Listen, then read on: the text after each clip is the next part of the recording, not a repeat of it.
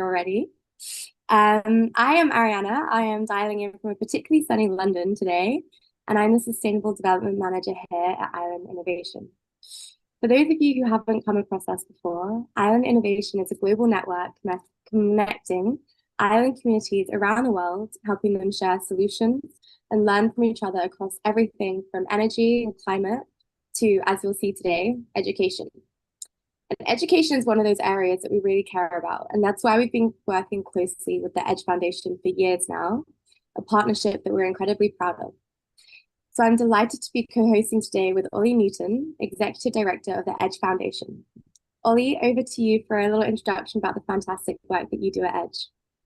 Thanks so much, Ari. And it's lovely to see so many familiar faces popping up in the chat as you were just talking from lots of islands that we've worked with over the years. So lovely to have you with us. This is going to be an hour's webinar. We promise not to take up more of your day than that.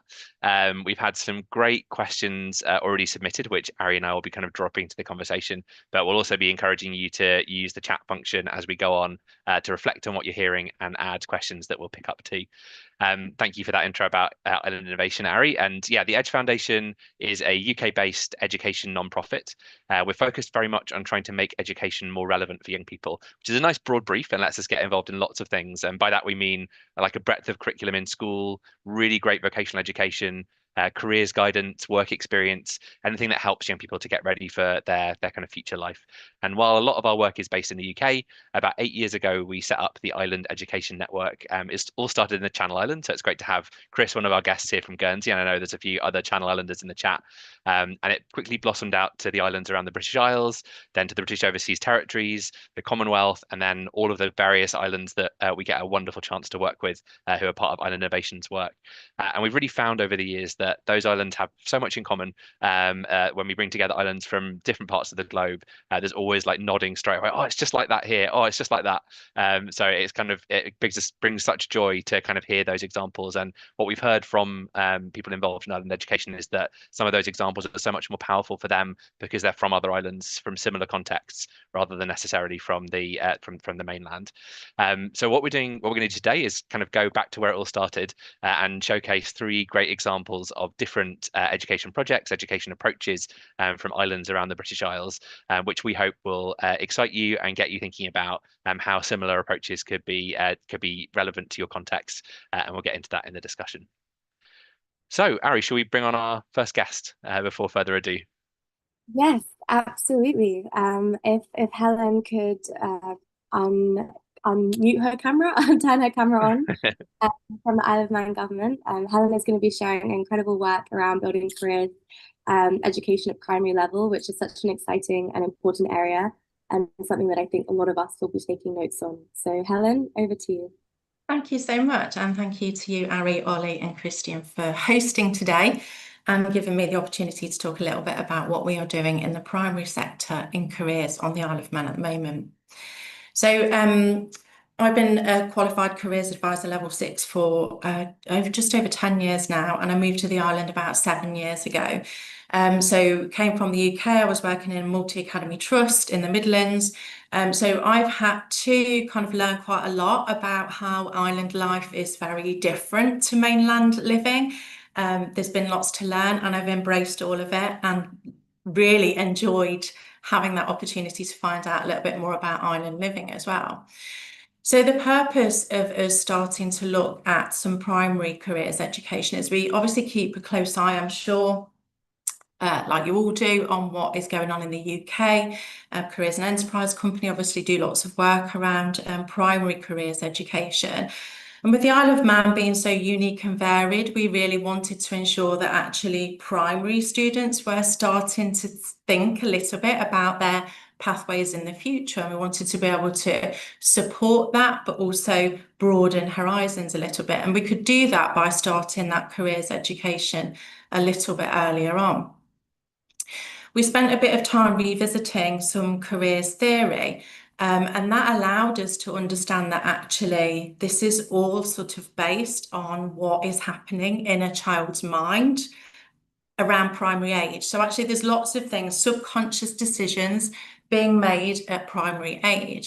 So the two prominent theorists, Ginsberg had a theory around sort of stages of careers exploration from a young age, but up to the age of around 11, children will be making thoughts around their careers and their future pathways based on fantasy ideas. So those ideas of what they believe is powerful or exciting or holds value to them. And being younger, value means something different when you're young. Another theorist, Gottfredson et al., and they looked a lot at stages again, but slightly different. And between the ages of 3 and 13, very subconscious thoughts are made around, and assumptions and actually limitations around gender stereotyping, value, social value, and what am I capable of doing? What do people like me do? What am I capable of doing within my sphere of sort of career network? And we know that any age we make decisions and are supported in our career decisions by our network. So that can have quite an influence on decisions that children are making. We wanted to kind of jump into that a little bit. We already use Education and Employers, the Primary Futures, Inspiring the Future Careers Primary Programme.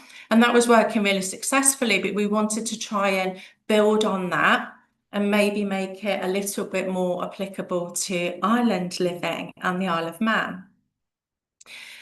So we started a pilot programme with some of our Western primary schools. So the primaries that are in the west of the island, we started a pilot programme with them. Once the word got out a little bit, we had quite a few primaries asking if they could be included in the programme, which was amazing for us, and I'll come back to that shortly. But just to give you a bit of an idea of what that looked like. There's a staff training session that we felt was quite important to include as part of the programme. So that's around 45 minutes, and it's basically the information that I've kind of just shared with you around how children are making decisions fairly early on. We felt it was important to allow teachers to understand why we felt this was something great to include.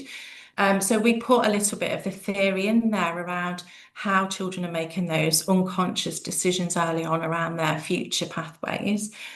So we do a little bit around theory, a little bit around the reasons why, a little bit around the work of the careers team. There are only 2 qualified advisors on the Isle of Man that work within education, and we're employed by the department. So people don't hear about us until they get to secondary school. So actually sharing the work of the careers team at primary was something that was quite important too. So we spend about 45 minutes going over a little bit of theory, talking about the programmes in detail, giving them some information about the careers team and what we do and how that fits into primary education. That's worked really well, and we've had some newly qualified, early careers qualified teachers who have really enjoyed those sessions because the theory bit means a lot to them as well. After that, we have a classroom-based session, and initially when we started our pilot, the careers team delivered those. I'm just going to have a little drink of water, bear with me 1 second. So the careers team delivered the pilot sessions. They're about an hour.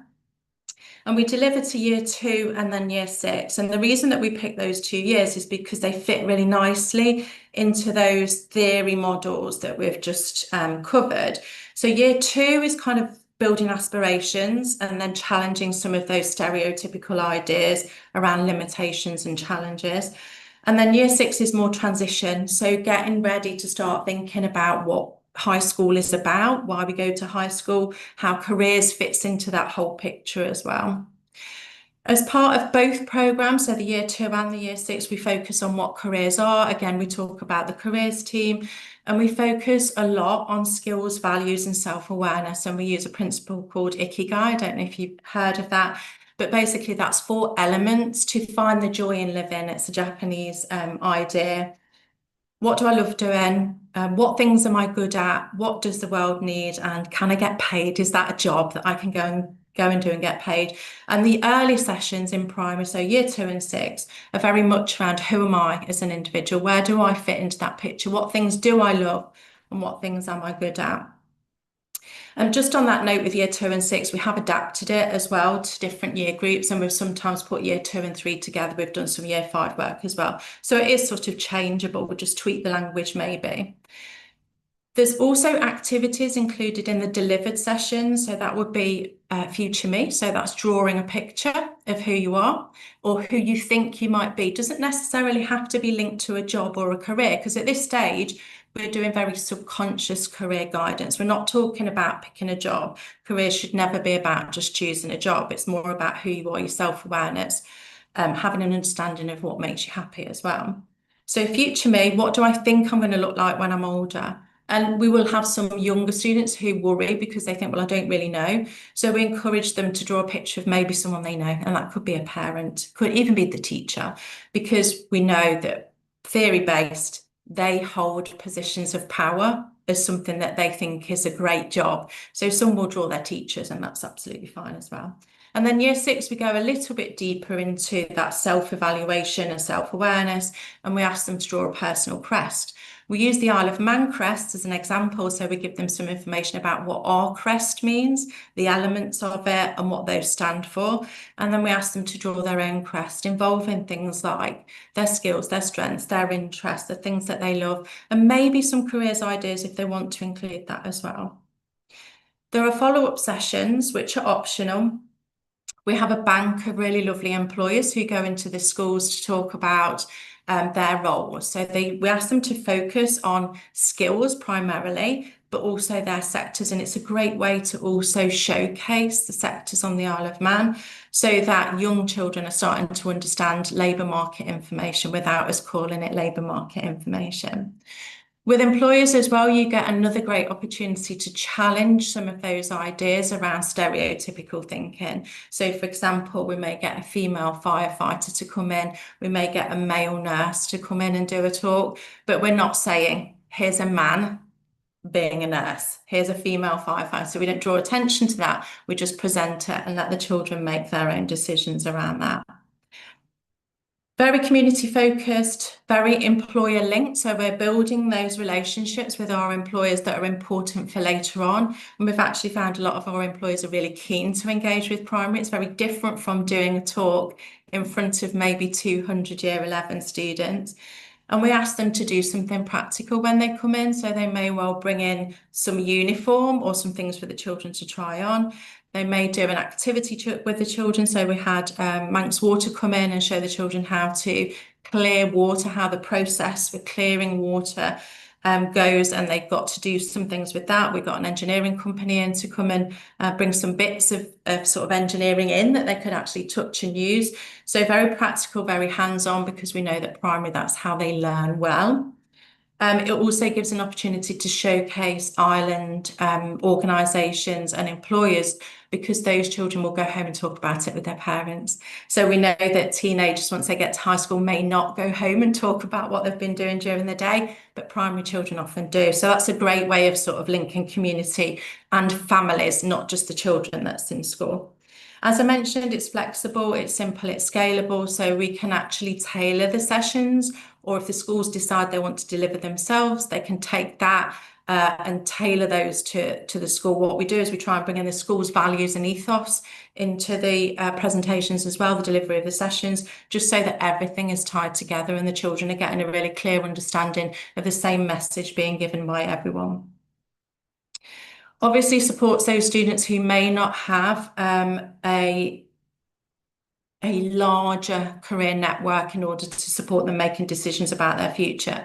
So after we'd done the Western schools, we actually went back to the schools that maybe have a high percentage of free school meal students, and we have done some delivered sessions with those. And that's worked really well, actually. That was a real learning curve for myself and the other careers advisor too, to see the difference between what some children are thinking about their future and what other children might be thinking about their future. And some of that was because of the environment they had at home or the careers network that they were tapping into to make some decisions. The impacts and benefits, obviously, is increasing pupil confidence, awareness and ambition. So we're hoping to raise aspirations. And the real driver behind this was that when they get to secondary school and they're having a full one-to-one careers advice and guidance appointment, that actually they've got a clear understanding of self.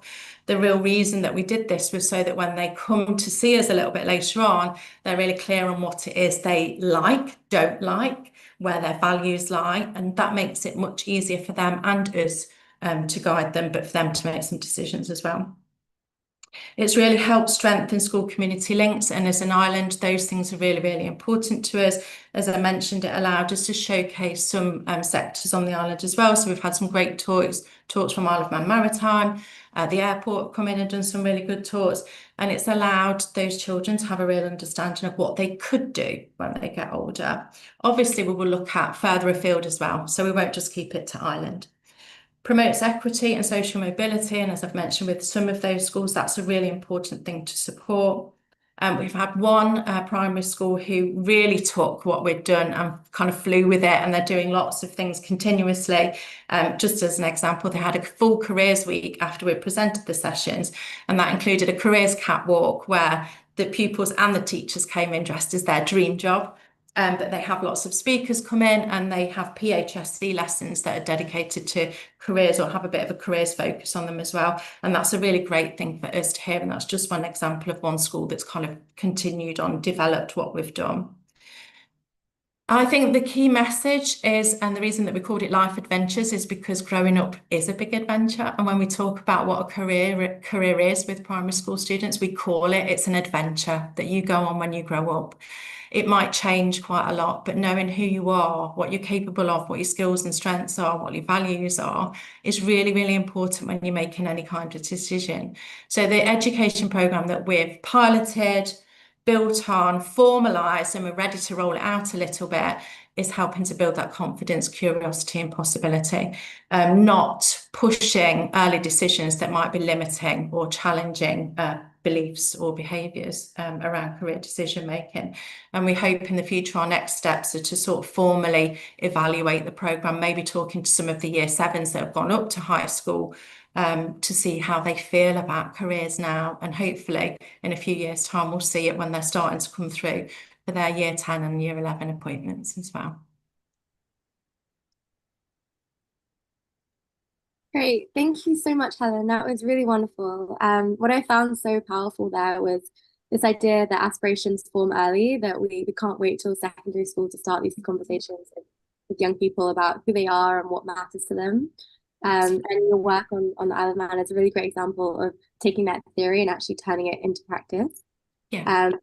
I love the framing also around Ikigai, the idea that your career isn't just about picking a job, Yes. but what genuinely makes you happy and gives your life meaning. And that was particularly relevant in island contexts where the relationship between community and identity and work is so intertwined. Yes. And underneath that is all something that's sort of really important about confidence and decision making, giving young people the tools to understand their own values, trust their instinct, and make choices that are right for them. And that's not a small thing, especially on islands where the range of visible opportunities can often feel more limited. So what you're really doing here is expanding how young people see themselves and what's possible for them. And that really starts long before they start thinking about careers in any sort of formal sense. So yeah, really huge kudos for the work that you're doing and laying that groundwork. Ollie, I know we've had some questions in the chat and also before the session started, so it would be great to hand over to you to see what the audience is thinking. Thank you so much. That was absolutely great, Helen. Yeah, I love the careers catwalk. It's a bit warm in the UK today to put on a costume, but I was excited about doing that. Yeah, there's some great questions and kind of themes that came up in the kind of opportunity for people to log them. And one colleague who's got a wonderful job title, which is happiness teacher. I mean, doesn't get better than that, does it? Was just asking about some of those kind of broader skills that young people on island and elsewhere need to develop. So those personal skills, communication, team working. Have you seen those as something that has kind of developed through this kind of greater focus on understanding where young people want to get to? Yes, absolutely. So we do have a careers framework which does include primary education already. So it is there, but what we wanted to do is support it and bring the community into that, and local employers a little bit more of LMI into our into our program. So we have 6 key employability skills that we use throughout education. And what we've done is just brought those in a little bit earlier. So we do mention those as part of the program. And they're the key 6 ones that we hear about all the time around communication, around resilience. We have one which is learning and the ability to relearn. And we talk about, you're always learning through education. We've also found that sometimes this has helped children to understand why they go to school, because it may be that they need a certain skill for a particular job that they have got a little bit of an interest in. So absolutely, skills are brought in, the same skills that we use as part of the careers framework on the Isle of Man in secondary. We're just applying them a little bit earlier in primary, and obviously giving a little bit more context to them, but also explaining what they mean. So we spend a lot of the program, the delivery sessions, explaining words. And that could be, what does a career mean? What is a job? What is a value? What is a skill? So yes, we do bring the skills in that we use as part of the careers framework on the island, but we just bring it in a little bit early and use it in a different way, slightly different way. But again, just kind of drip feeding information in, really. Brilliant, Helen. And you've got some love in the chat from colleagues on the Isle of Man about how well you already engage with employers, which is great. But we had a few questions again from people who are going to be joining us about kind of that employer engagement point. So if an island was maybe starting from an earlier point, earlier place to where you've got to, and is starting to build those links with the business community, what kind of tips or suggestions would you make to kind of start to build those connections? Okay, so part of my job is employer link as well. So as well as my high school work, I'm employer link on the Isle of Man. So I spend a lot of time talking to employers, and now we've got this primary program up and running. We always ask them if they're interested in being part of the program. The way it works for us at the moment is we have a database of employers that we're just trying to increase all the time. And some of those will be used to talking to primary. Some of those will need a little bit of guidance on talking to younger students, because they may be well versed in talking to high school students, but primary is very different. I know my husband used to be so nervous about talking to younger children. It's a different ball game because they ask you lots of questions. And I think that's why it's so successful, because they're so curious and they're so keen to learn at that age. So we do speak to employers about it. We've gone back to employers that we have on our database already and suggested, this is what we're doing now. Would you like us to add you to the primary database as well? Very supported for new employers, just because it is different. And then we go to lots of employability events as part of the course for everything we do careers on the Isle of Man. So it's just awareness at this stage. We're at the stage where we're ready to roll this out we've got 32 primaries on island with 5 high schools. So we're just ready to let this go to the other primary schools.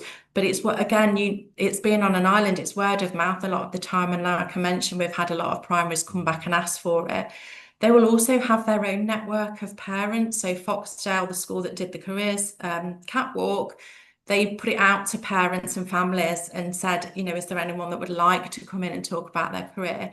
And I think that's getting some quite good uptake as well. So it's using existing networks, but letting them know about the primary programme, and then also allowing primary schools a bit of autonomy around contacting, sort of their own alumni. That's working nicely as well, but also their parents and the community around them.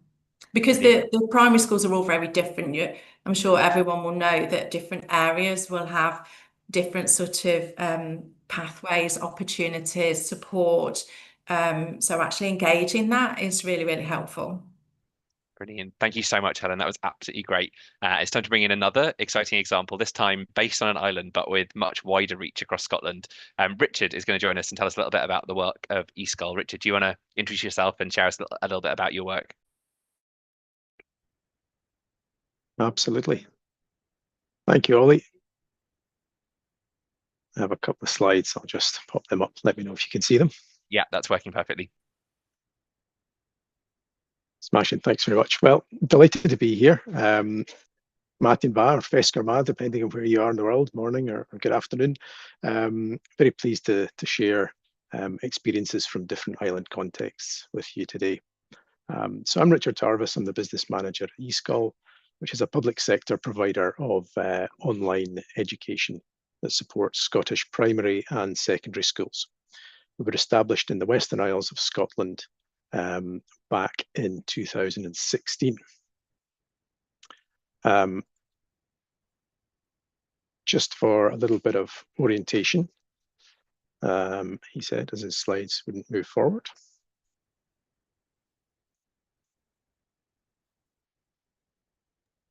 Don't worry. Oh. There we go. Not responding to one command, but they are to another. So, as I'm sure most of you know, Scotland is bolted onto the top of the northern half of the UK. There we are there. And this is where I'm speaking to you from just now, the Western Isles of Scotland. So that's also known to the wider world as the Outer Hebrides. We're the smallest of Scotland's 32 local authorities. We only have a population of about 25,000. And geographically, we're on the periphery of the UK. But when we're delivering online education, the periphery can very much be at the front and centre. So I'll try and show you a bit of that. E-Sgoil is an online learning service, and Scoil being the Scots Gaelic word for school. The native language of our island chain is Gaelic, and although for most of the residents English is now their main language, the area remains a stronghold for the Gaelic language, and that continues to feature quite prominently in our curricular offer to Scotland's schools. We've always been about removing barriers, and E-Sgoil has equity at the heart of everything it does. Ever since it started, initially as a local solution to a local problem of acute teacher shortage, which I'm sure a lot of you are familiar with. We lost the only maths teacher in one of our small island schools back in 2016. They left the island and the school couldn't recruit a replacement. And we were left with learners wondering how they could get through their exams.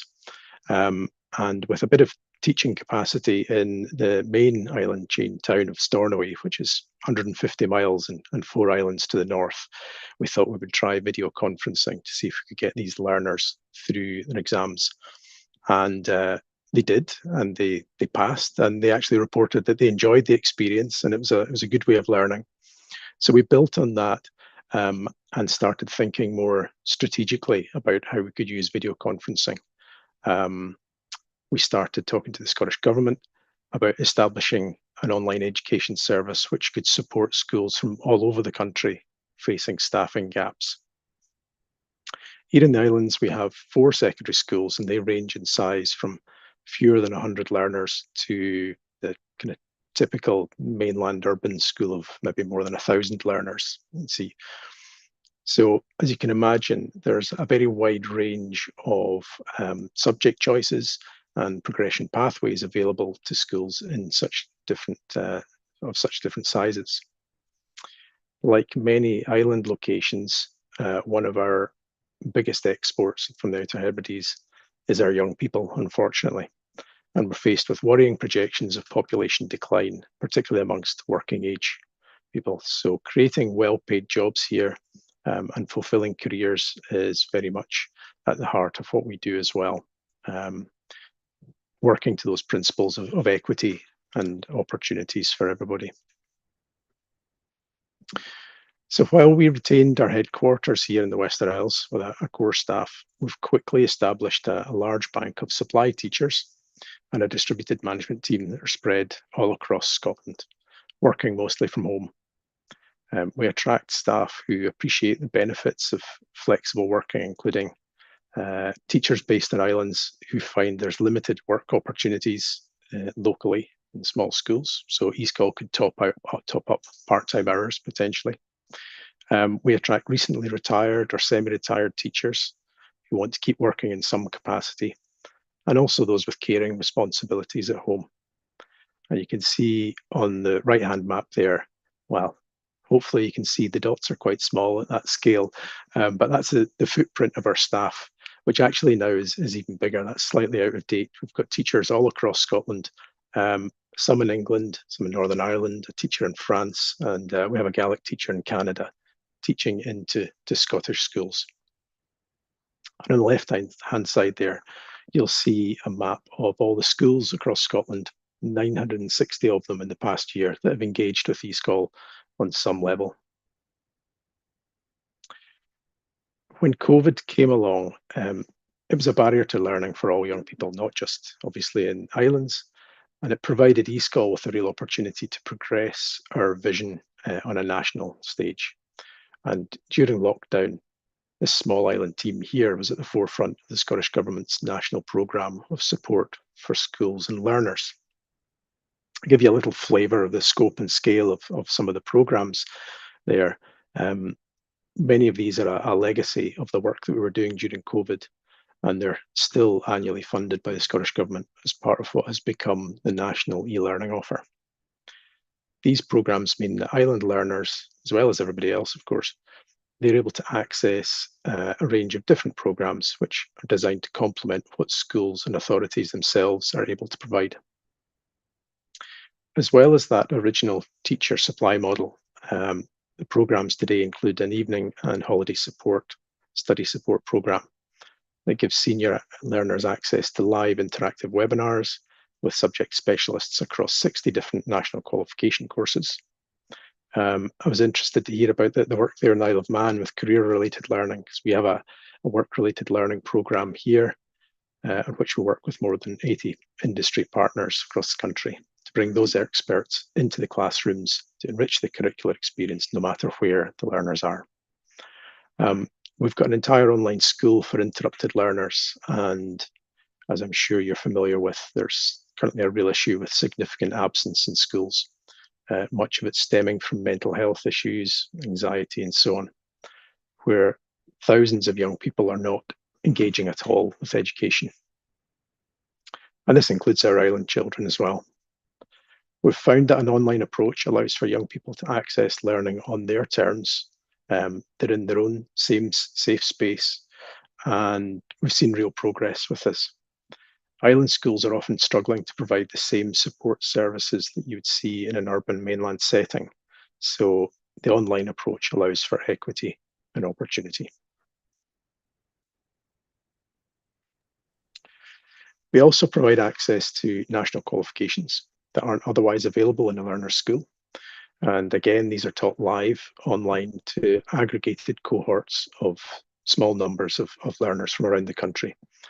And that's either by our own teachers or by college partners.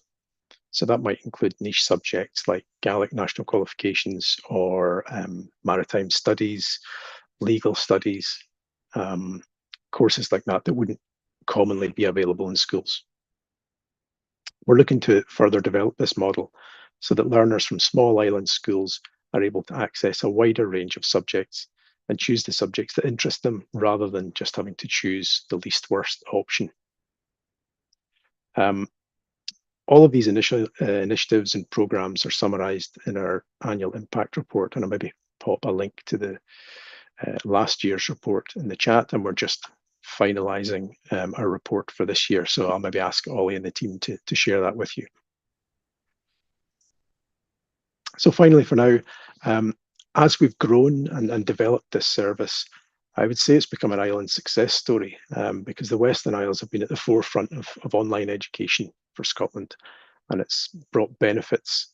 Other than the educational benefits, it's brought benefits to the island itself, generating jobs, supporting local businesses, and helping to sustain remote and rural communities. About 50% of the income that we generate through E-Sgoil is spent and circulated locally, and that supports 21 full or part-time jobs on the islands at the moment. So we're committed to continually innovating and growing this service we've now established, and we welcome the opportunity to learn and collaborate with other island communities like yourselves. Thank you very much. Thank you so much, Richard. I always love hearing the story of E-Sgoil and how you got to where you are. And I think that it kind of introduces an extra theme into this conversation. So one is very much about the work that we're all doing to kind of connect up different islands and share examples, and that in itself is brilliant. And we've been having a few chats in the chat where people are doing some great work. So if people are interested in joining our island education network that Ari and I jointly chair, you'd be so welcome if you're involved deeply as Richard and the others are. That's a chance once a term to come together virtually, share ideas, and kind of help each other's work. But I think what your story shows, Richard, is also that islands have so much to share with other communities, whether they're mainland or anywhere else, and particularly rural and coastal communities, which we work with a lot. So for you to be kind of at the forefront of online education in Scotland is such a brilliant place to be. But a lot of what we learn from different islands around the world comes up a lot when we talk to mainland communities where people have similar issues, challenges with transport, getting young people to different institutions, a kind of short, quite small labour market, depending on what opportunities are available locally. So lots of communities kind of act almost as mini islands on the mainland, and we find that the lessons that we learn from your and colleagues' work is exceptionally relevant there as well. Ari, I know Richard's got us thinking about a whole range of different themes. There are a couple of questions that you'd like to kind of put to Richard from the team. Yeah, thanks so much, Ollie. And Richard, what really strikes me about your work is how it's essentially sort of rewriting the rules of what a classroom can be. You know, the geography that once felt like a barrier almost becomes irrelevant. And that's genuinely, you know, transformative for island learners. There's something really hopeful about that. And that leads really nicely into one of the questions that's come in, which is one I love because it comes from someone who's living this exact challenge. So it's nice to see this kind of immediate sort of solution offer from someone who's lived through these challenges. But the question's around world languages. So specifically, how do you teach languages in island schools when a local teacher simply isn't available? So are digital resources the answer and the solution here? And there's a really lovely sort of community building question that I think is tucked in there, which is there a global group of island world sort of language teachers that people could connect with? I'd be really curious to hear your thoughts on this, given everything that you've just shared with us. Yeah, thanks, Ari, and thanks for the question. I think resources are part of it, but one, I don't know if it's a unique selling point of E-Sgoil, but one tenet that we cling to is that live teaching is really important. You know, the impact and the skill that a teacher brings to that relationship and to young people's learning is really crucial. So although we are teaching online, most of what we do is live interactive teaching with a teacher rather than self-directed. So we feel that's important, and that's a large part of generating that community.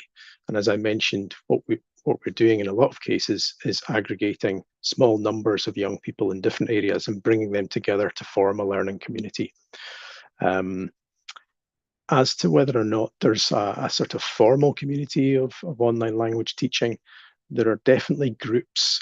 We're part of a network called the Icons group, which is online schools in general. Languages obviously come up in that. But that would be a group that I could certainly point people towards. It's a really interesting sort of collegiate learning environment there for people who are teaching online and using different methods. What we've found a real need for in terms of Gaelic language learning is the full spectrum, right from learners having their first experience of the language through to those who maybe have gone through a Gaelic medium primary but now attend a secondary school where Gaelic is not offered, so maintaining their language skills. Those that have lost a bit of confidence, we do Misneach, which literally just means confidence, conversation classes for those looking to brush up. We also offer different subject specialisms in the medium of Gaelic. So we have Gaelic speaking art teachers who deliver art sessions into primary schools across the country.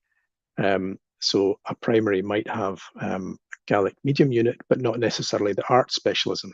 So by combining that and bringing that expert into the classroom online, they can work with the classroom teacher to enhance the whole experience for young people.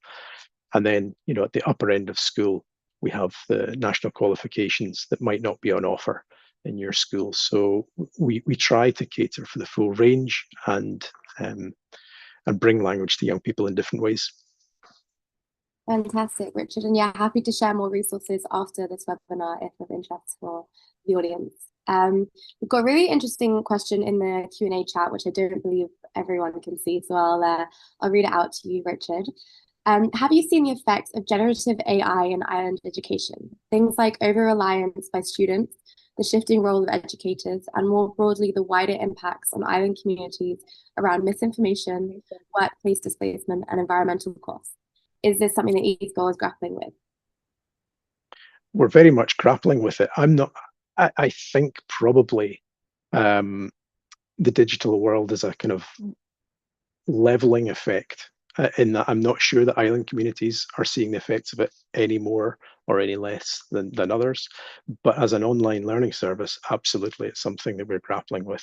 And I'll have to admit that in terms of learner use of AI, we haven't cracked that nut yet. We have a school improvement project this year that's focused on ethical use by teachers of generative AI to improve the learning and teaching experience, and we bring that into a toolkit that we use with our teachers.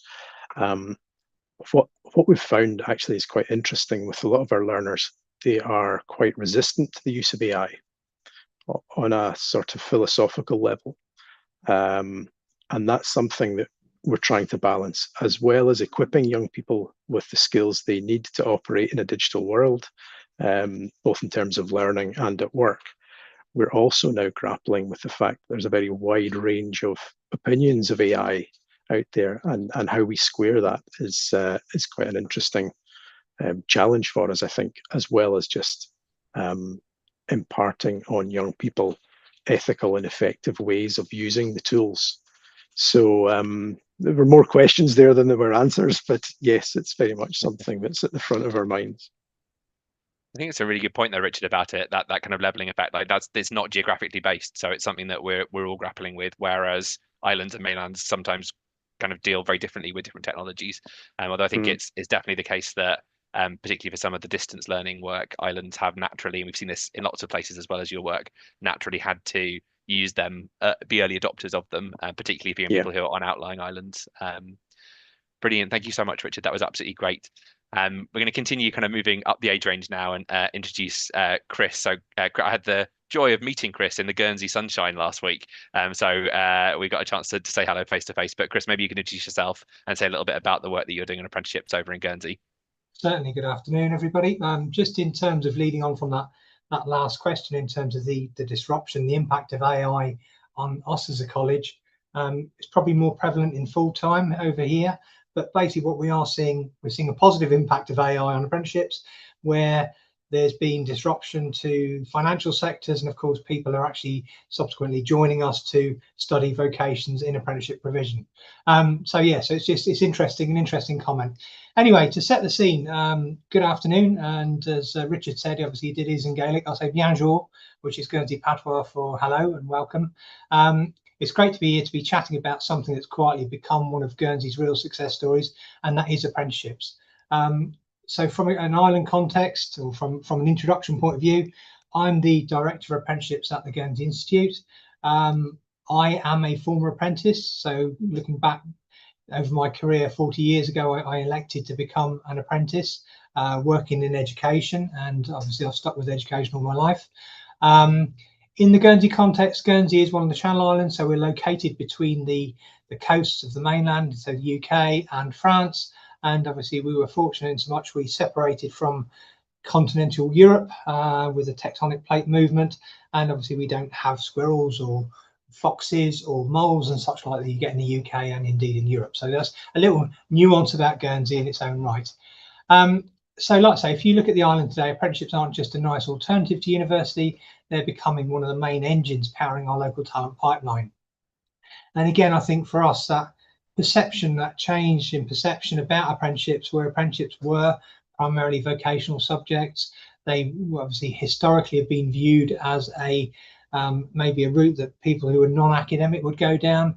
Like I say, there's been that cultural shift, I think, nationally in the UK for sure, and indeed possibly internationally in other island jurisdictions, where actually an apprenticeship is viewed as a suitable training vehicle to secure talent and retain talent in the island context. So again, touching on Richard's comment from before, where you're losing talent from your island, basically young people are seeking to move on.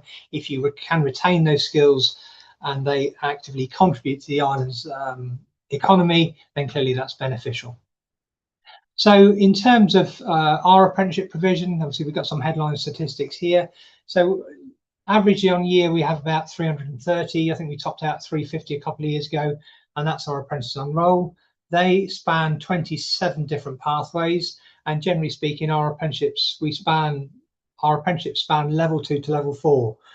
So we have got some higher education provision in apprenticeships, but like I say, we're capping that at level 4 at the moment. But again, to try and stem that tide of migration from the island, there's that plan afoot to implement higher level apprenticeships at level 5 and indeed up to degree level, hopefully. We've got excellent links with our employers, and obviously 156 employers are on our books at this moment in time. And again, in terms of that employer demographic on the islands, it's primarily small to medium employers. And again, the definition will vary between islands, but generally speaking, we're talking about a small to medium employer will be somebody with up to 3 employees on the company's books. In the main, most of our employers are one-man bands.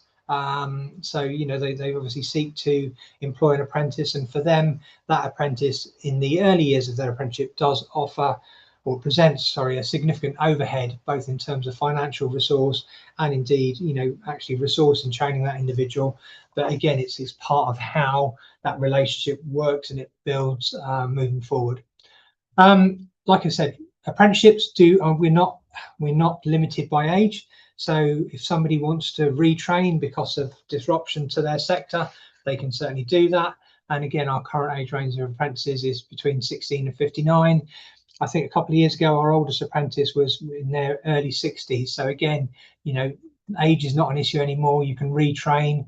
And indeed, if somebody has done a vocation, even if it is a construction related pathway and they want to progress into engineering, we will provide that training for them. And yeah, so that's that works quite well. So obviously we've got very strong employer partnerships, as I said. Our local businesses are deeply involved, from designing programs to mentoring the apprentices, and we've got something called industry advisory boards, where we invite employers along and the employers will work with us to shape that curriculum. So we're not bound by the same imperatives as the UK, but also I suspect we face similar constraints to other island jurisdictions. And what we try to do is we do ensure that all of our apprenticeship offer has a qualification attached to it.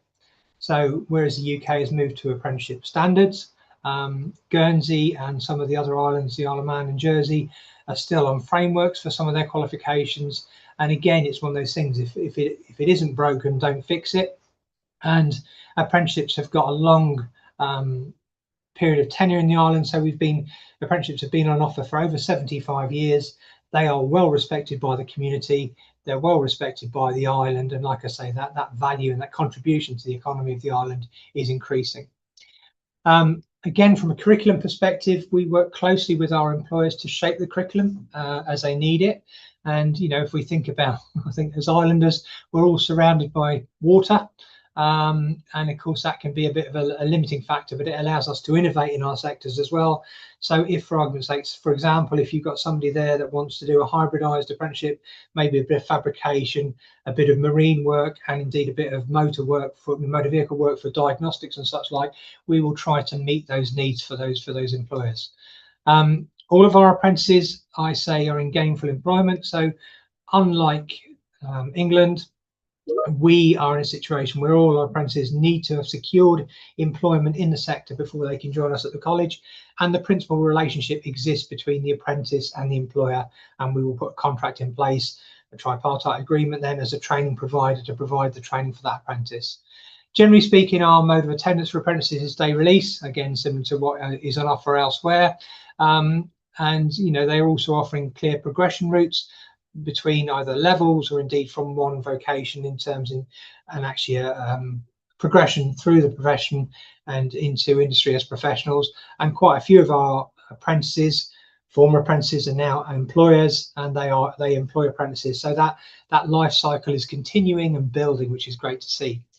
In the last couple of years, we developed a new apprenticeship, which is called our Office Administration Career Launch Apprenticeship, and we looked at alternative delivery methodologies, and this is a Scandinavian model, realizing that, well, feedback from industry told us that students leaving school were not ready to enter the business community. They didn't have the right skills, they didn't have the interpersonal skills or telephony skills, emails, all that kind of stuff.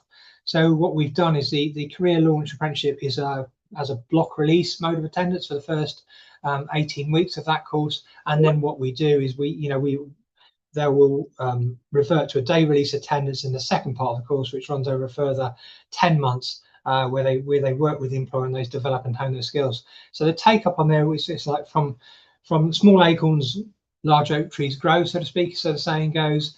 And we had 5 starts initially, but again for September 26, I think we've got 14 on our books seeking to access that program. So it's small, but actually it's growing, and it's, you know, it's being valued by industry. There's good buy-in from industry. There's excellent support for it, so it's really good and it's really working well. So like I say, the system, our apprenticeship system, it feels local, it's personal, and it's practical. It's very Guernsey. It's designed to meet Guernsey needs. And again, you know, if we're thinking about transferability of qualifications, and there's a conversation I had with Ollie just last week, you know, okay, we're trying to provide qualifications that are recognised on the national stage, international stage, but actually primarily we are here to train apprentices for the needs of Guernsey, and we don't necessarily want to see that skills migration, but equally it's a balancing act between those demands. So in terms of success stories that obviously show the impact of our apprenticeships, this is where it really gets exciting. There's quite a few stories that I can recount of apprentices who've gone from starting out to absolutely flying. And so just, I suppose, a few examples. So across our construction provision, we've, like I say, we've got a number of first-year trainees. So in terms of just thinking about carpentry and joinery, for example, in carpentry we offer 4 separate qualifications as part of the apprenticeship. So spanning level 2 site and bench carpentry, we offer those same qualifications at level 3, but we also offer a site supervisory route with CIOB that allows students to progress into a site management capacity, and often once they've built that confidence, they've developed that confidence, then they will maybe think about becoming self-employed and of course taking on apprentices. We've got again good links with those companies and company directors, and many of those are former apprentices, so they realise the value of the apprenticeship provision, and they respect the learning that they had all those years ago. So again, it's that self-perpetuating network, which is great. We've also had hospitality apprentices who started out front of house and are now running Michelin star restaurants on Ireland. I'm sorry, Ollie, we didn't get to take you to one of those, but the budget wouldn't push that far. But we've also got health and social care apprentices who are now working in essential frontline roles. And again, this is a sector that has really struggled with recruitment. And again, it's important that we can service that need, because as with most other islands, I believe, you've probably got an aging demographic, you've got a greater dependence on care for the elderly. So again, there's lots of training needs in that regard. We compete with other jurisdictions, so in terms of, you know, exposing apprenticeships to skills, that's also very important. And we have recently set up in the last 3 years a Pan-Island skills competition, so that encompasses the Isle of Man and indeed at Jersey. And we've primarily the sectors that take part in that are across construction engineering, and last year we were fortunate enough to take 12 apprentices to the Isle of Man to allow us to compete against competitors over there and indeed from Jersey. And again, it's about building that extensive network that the apprentices value moving forward. In carpentry, again, we've had national, so the Carpenters Guild, we enter the Carpenters Guild competition, and again, I think that's valuable for us as island jurisdictions to think about how we can access competitions that are available nationally / internationally, and again the exposure that gives the apprentice to competing with and against other people. And of course, we've had national success on that stage. We had a national winner in the over 25 category. I think this year we were runner up. Last year we had the Ford Motor Company National Apprentice of the Year in the UK, and again we secured that one. So this is all credible results in terms of what we, you know, what our output is, what the value add is that we're giving to these apprentices. So in terms of what's working well, like I say, it's that real world relevance. It's the skills that we're able to give our apprentices that match exactly with the employer needs. And again, working closely with those employers to shape the curriculum depending on what their individual needs are. So there's no wasted time. There's no outdated modules. And I've obviously touched on some of the qualifications that we deliver. There's that ongoing employer investment. So it's building those links, those regular communication. You know, they know who we are, who I am. If there's an issue, they'll pick up the phone. We've got representative bodies, so the Guernsey Building Trades Employers Association, Guernsey Motor Trades Association, Guernsey Care Homes Association, etc., are all professional bodies that we interface with who regulate their sectors, and we work closely with them to meet their needs. We've got high completion employer rates as well, so you know our achievement rates are sitting around 90%, so that's significantly higher than the UK national achievement rate tables for apprenticeships, which is brilliant. And again, we've got that buy-in from our apprentices where we're saying that 98% would recommend an apprenticeship to somebody else. And again, some of our employer stats that Ollie's got on the screen now, you know, 92% of our employers that obviously they agree that that the apprentices feel safe here. And again, they agree that the training we're giving them is relevant. So like I say, it builds confidence for the apprentices. It's their self-belief. They grow into the role. They learn that with us. They learn it through work. And actually, we've got some of the highest attendance rates in the college, some of the highest achievement rates as well, which is great to see. And of course, it's got that community feel because Guernsey is small. The apprentices get to know their professional sectors quickly. They build that professional network, which is all, you know, again, it's that value added. And again, I think it's an island context thing, Ollie, and, you know, colleagues online. You know, if you've got a good news story, it spreads very fast. You know, so people will say you've done a good job. If you do a bad job, you're not going to be in work for very long because actually that spreads twice as fast, doesn't it? Yeah. So like I say, you know, our strapline is made in Guernsey. I think we're doing something that meets the needs of the island. And I'd be interested to hear from other people, you know, about their models of delivery. So thank you. Thank you so much. That was really brilliant, Chris. I think what's so exciting about what's happening in Guernsey is that aren't just for young people starting out. The fact that it can be anyone from, I think you said 16 to 59, potentially even 61, can completely, you know, changes the conversation. There's hope for me yet, Harry. I can retrain. Exactly. On islands where, you know, the workforce is small and retaining really, you know, retraining really matters enormously. That's a significant thing. And I love that model of employers as well shaping the curriculum because it means people are really learning directly what's relevant to the real opportunities that exist in Guernsey and other islands as well. So it's not just an education in a vacuum, it's an education that's genuinely connected to the community and the economy around it. And the numbers really speak for themselves too. Over 300 apprenticeships and an achievement rate of over 90%. I mean, that's seriously impressive by any measure, let alone for an island community. And perhaps I think the most wonderful detail, quite a few of those apprentices have gone on to become employers themselves, that real sort of full circle moment. And it speaks exactly to what good education can do. I liked your analogy of little acorns to mighty oaks. And I think that's a lovely way to think about everything we've heard today from you, Chris, and the other speakers as well.